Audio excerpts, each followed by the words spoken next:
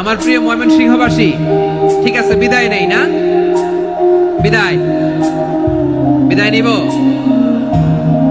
তো। প্রিয় ভাইয়েরা, এই 1 ঘন্টা যাবত আমি শান্ত হতে বলার পরেও এইখান থেকে ধাক্কা আসতে আসতে মাঝখানে অন্য কেউ শুনতে দিচ্ছেন না, নিজেও শুনতেছেন না, রোজাদারদের কষ্টের কারণ হইতেছেন।